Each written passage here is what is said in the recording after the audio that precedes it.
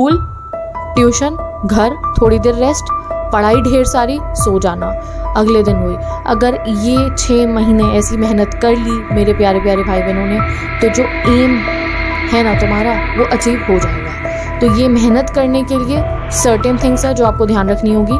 वो क्या है? Hi everyone, welcome back to the channel, it's me Simran Sahani. तो ऑल माय प्यारे प्यारे भाई बहनों, welcome back to another video.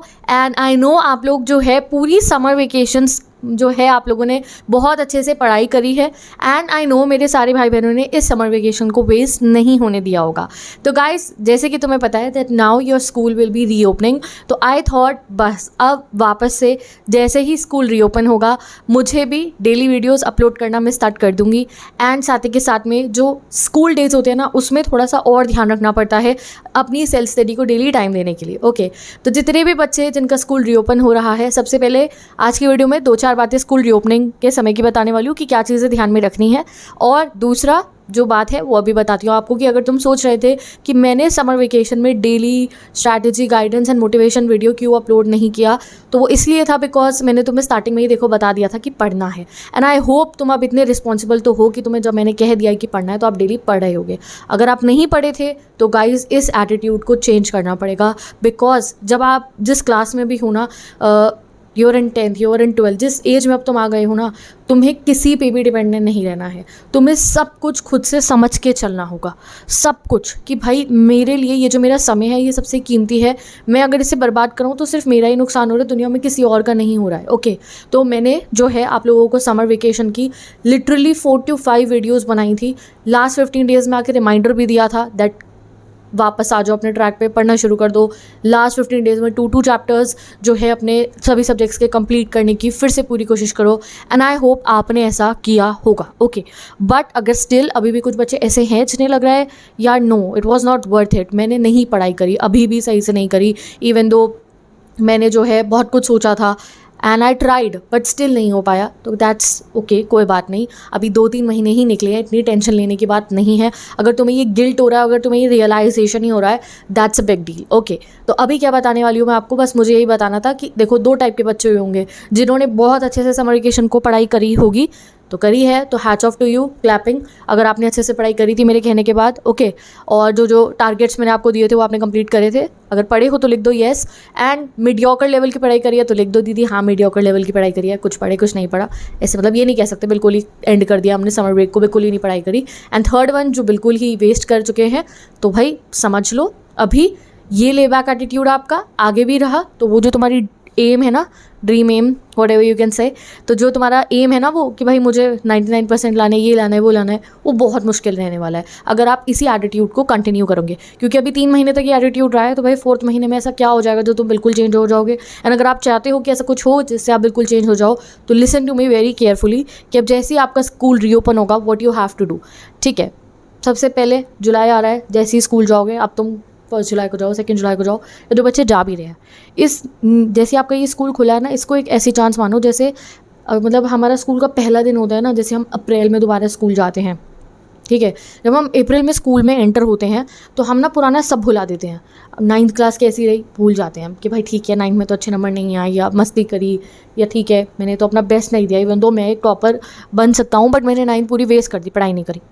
चाहे आप 10th में जैसे पहले दिन आए होगे आपने ये सब सोचा होगा ठीक है भाई जो हो गया, now 10th I will give my best, फिर आप उसी लूप में वापस आ जाते हो, फिर आपका वही वाला एटीट्यूड वापस आ जाता है। अगर आप 12th में हो तो भी आपने 12th में एंटर करते ही पूरे आपके एम्स जो है आपके क्लियर हो गए होंगे, मुझे ये वाला एग्जाम क्रैक करना है, मुझे रैंक लेकर आनी है, मुझे 12th बोर्ड में भी इतनी परसेंटेज चाहिए, इसके लिए मुझे पढ़ाई करनी है।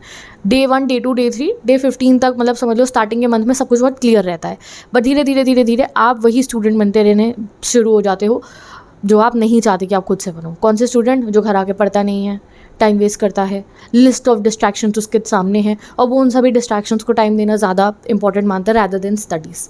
तो अभी ये समझ लो आज उस जो आपका ये 1 जुलाई होगा ना, जो हमारा जुलाई स्टार्ट हो रहा है, ये जुलाई ऐसा होगा कि पहला दिन है आपकी क्लास 12th का, पहला दिन है आपकी क्लास 10th का।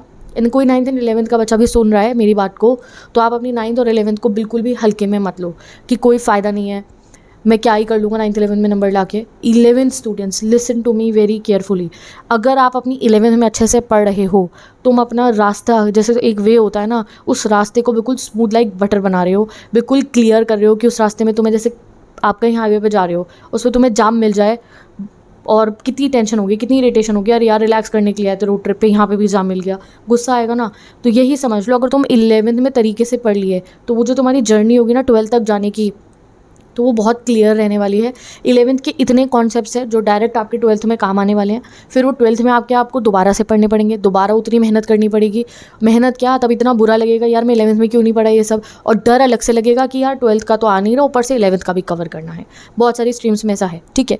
जिन स्ट्रीम्स में ऐसा नहीं भी है कि हाँ 11th का ज़्यादा कुछ 12th में काम नहीं आ रहा, जैसे ह्यूमैनिटीज़ में हमारा सब कुछ जो है, मतलब 12th में आई डोंट थिंक सो कुछ आपको 11th से कुछ रिलेटेड है, बट हाँ कुछ डॉट्स कनेक्ट होते हैं। बट ये जो 11th में तुम पढ़े हो, if you will be taking political science अगर आप करोगे ग्रेजुएशन में, अगर आप साइकोलॉजी में कर रहे हो, हिस्ट्री में कर रहे हो, यही आपके 11th के जितने भी कॉन्सेप्ट है, ये सबसे पहले बीए फर्स्ट ईयर में आपकी, अगर आप ग्रेजुएशन कर रहे हो, जो भी आप कोई भी ग्रेजुएशन आप करते हो, तो थोड़ा बहुत 11th का सारा वहाँ पे आपका रिपीट होता है। तो जो आप पढ़ रहे हो 11th स्टूडेंट, वो टाइम वेस्ट नहीं है, ये नहीं सोचना कि आप टाइम वेस्ट कर रहे हो।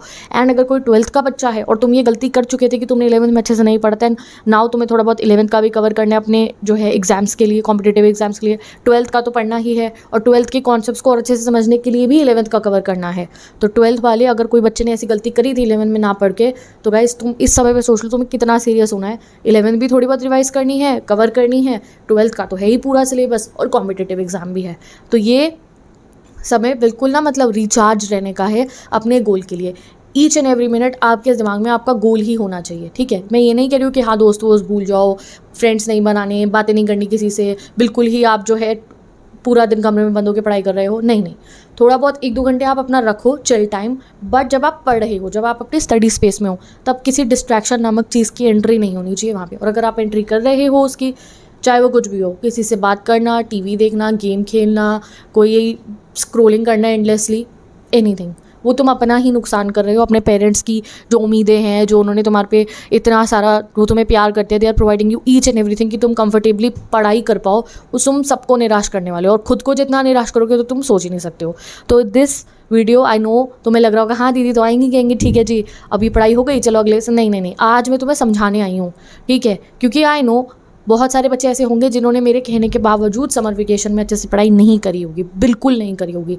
तो भाई बहन मेरे प्यारे प्यारे, ये जून तक तो चल गया ये किस्सा तुम्हारा, जुलाई में ये चीज़ दोबारा हो ना जाए।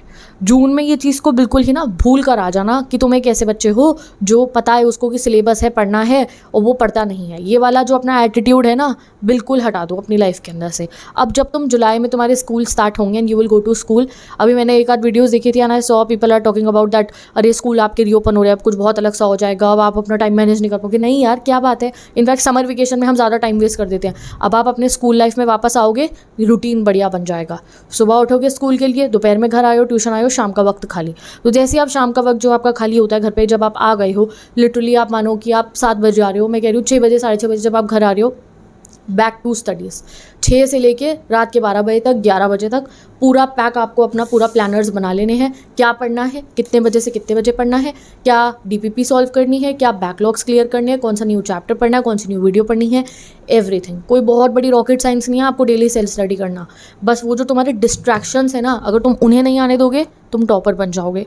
तुम अपनी इंपॉर्टेंट जो भी आपके लाइफ का एम है ना इस समय पे कि भाई हाँ मुझे कॉम्पिटिटिव क्लियर करना है, वो भी हो जाएगा अगर तुम उन लिस्ट ऑफ डिस्ट्रैक्शंस को डिलीट करोगे। तो सबसे पहला काम जैसे ही आपके अब स्कूल रीओपन होंगे, जो आपको करना है वो ये है, आपने ये जून में अगर आपका टाइम वेस्ट हुआ था, खुद सोच लो क्या क्या वो डिस्ट्रैक्शन लिस्ट है। एक डिस्ट्रैक्शन लिस्ट बना लो अपनी कि ये जगहें हैं जहाँ पे मैं अपना सबसे ज़्यादा टाइम वेस्ट करता हूँ, एंड जुलाई में आपको इन जगहों पे टाइम वेस्ट नहीं करना है। चाहे उस डिस्ट्रैक्शन लिस्ट को अपने सामने जहाँ बैठ के पढ़ाई करते हो वहाँ पे लगाओ, आपको दिखाई दे, आपको समझ में आए हाँ भैया मैं तो यही जगह पे टाइम वेस्ट करता हूँ। ओके, तो ये जो जुलाई है, जुलाई के बाद अगस्त, सितंबर में हाफ ईयरली, अक्टूबर, नवंबर, दिसंबर में प्री बोर्ड, जनवरी में प्रैक्टिकल, फरवरी में पेपर। लिटरली 7 मंथ्स है आपके पास। फरवरी में तो मतलब ऑलमोस्ट पेपर ही शुरू हो जाएंगे। 7 भी छोड़ो, तुम लास्ट के 1 महीना तो रिवीजन का मान लो। 6 महीने बचे हैं बस पढ़ने के लिए। 6 में से अप्रैल मई जून 3 महीने कैसे निकले पता है ना आपको, ऐसे यूँ उड़ गए हैं वो तीनों महीने। And I don't think so अभी आप में से कोई इतना कॉन्फिडेंट होगा कि हाँ दीदी जितने चैप्टर पढ़े हैं ना आधे सिलेबस का पेपर बना के दे दो, सब सॉल्व कर लेंगे। तो मैं ये भी नहीं कह रही हूँ जिन्होंने पढ़ाई करी भी होगी समर वेकेशन में वो भी बहुत कॉन्फिडेंट है, नहीं, अभी कोई भी कॉन्फिडेंट नहीं है। ऐसा मत समझना कि तुमने कोई बहुत बड़ी गलती कर दी है, नहीं, कोई बात नहीं, जो गलती हो गई है उसे सुधारने का समय आ गया है, ठीक है। तो what you have to do इस जुलाई से अब आपका ना रूटीन बन जाना चाहिए, ठीक है। जब आपके समर वेकेशन में तो बहुत टाइम तो यूटिलाइज करा होगा तो बहुत अच्छी बात है, बट अब अपने आप को प्रॉपर एक रूटीन में बांध लेना है। तो ये मेहनत करने के लिए सर्टेन थिंग्स है जो आपको ध्यान रखनी होगी। वो क्या है? डिस्ट्रैक्शन से दूर रहना, प्रोक्रास्टिनेट नहीं करना, चैप्टर ईजिली आसानी से समझना, वो सब बातें हम धीरे धीरे डेली आने वाली वीडियोस में डिस्कस करते रहेंगे, ओके। बट अभी के लिए मैं जा रही हूँ। अभी तुम जैसे ही अपना स्कूल जाओगे जुलाई में 1st, 2nd, 3rd डे बिल्कुल इन्जॉय करना, जाके जो है इतने दिनों बाद फ्रेंड से मिलोगे, स्कूल में टीचर्स से मिलोगे, ठीक है। तो एक ऐसी वाइब पे एंटर करना जैसे कि अप्रैल का 1st डे हो, जैसे वो अप्रैल फूल वाला डे होता है ना, तो खुद को फूल बना लो। ये सोच लो कि अब करनी है मैंने अपनी असली शुरुआत। ये 1 जुलाई जो भी, मतलब 1 जुलाई मान लो, 2 जुलाई मान लो, जब भी आप अपना स्कूल जा रहे हो, ये जो जुलाई मंथ में मैं एंटर कर रहा हूँ ना, मतलब मेरे ये न्यू एडमिशन हुआ है अब मेरी क्लास के अंदर, मेरा जो हो गया सो हो गया। अभी I want to be the topper, तो भाई अब मैंने एक पुश्तैनी टॉपर वाला रूटीन बना लेना है। अब पुश्तैनी टॉपरों का रूटीन क्या होता है वो सब मैं आगे बताती रहूँगी। इस जुलाई में पूरी कोशिश करूँगी मैं कि हम लोग डेली एक सिमरन टॉक सेशन रखें, या जो गाइडेंस वीडियो है मैं उसको डेली अपलोड करूँ। आई नो कुछ भाई बहन थोड़े गुस्सा थे कि दीदी आपने समर वेकेशन में डेली वीडियो अपलोड नहीं करी, बिकॉज मैं चाह रही थी यार पढ़ लो आराम से, असाइनमेंट बना लो। एक बार ही समझा तो दिया, बार बार आके क्यों समझाऊँ वही बात को। बट अभी बहुत सारी बातें होंगी स्कूल डेज़ में, तो मैं नोट्स कैसे बनाने हैं, तुम स्कूल के साथ में अपना कोचिंग का जो है जो काम है उसे कैसे कोप अप करोगे, और तुम्हें बेस्ट लर्निंग टेक्निक्स, तुम्हें पता नहीं है मैंने कितनी रिसर्च करी है समर वेकेशन के अंदर, लिस्ट ऑफ टॉपिक्स तुम्हारी स्टूडेंट लाइफ में जो तुम्हें हेल्प करने वाले हैं, everything is ready with me. तो उन बैक टू बैक वीडियोज़ का तुम वेट करते रहना। शाम को 6 से 7 बजे जब भी आपका एक ब्रेक टाइम होगा ना, तब हम एक कूल सा डिस्कशन करेंगे और उसके बाद पढ़ाई वापस से शुरू करेंगे, ओके। और बहुत सारे आप लोगों का सिलेबस भी तैयार हो चुका है, तो भाई जुलाई में पढ़ने के लिए बिल्कुल ना रेडी हो जाओ, ओके। लिए और 2-3 दिन है लास्ट समर वेकेशन के, फुल ऑन एंजॉय करो, थोड़ी बहुत पढ़ाई कर लो, इंग्लिश के 3-4 चैप्टर कंप्लीट कर लो चाहे, एंड ये एटीट्यूड अपना दिमाग में बना लो, ठीक है। इस जुलाई से I have to be something different. Bye, take care and best of luck. I hope जो है मेरे भाई बहनों ने अपनी समर वेकेशन को बहुत एंजॉय करा होगा, थोड़ी बहुत पढ़ाई भी करी होगी एंड असाइनमेंट बना लिए होंगे। और अगर असाइनमेंट नहीं बनाए थे तो ये लास्ट 3 डेज़ में जल्दी जो भी असाइनमेंट है उन्हें भी अच्छे से कंप्लीट कर लो, ओके। तो मैं चलती हूँ, बाय बाय, मिलेंगे हम नेक्स्ट वीडियो।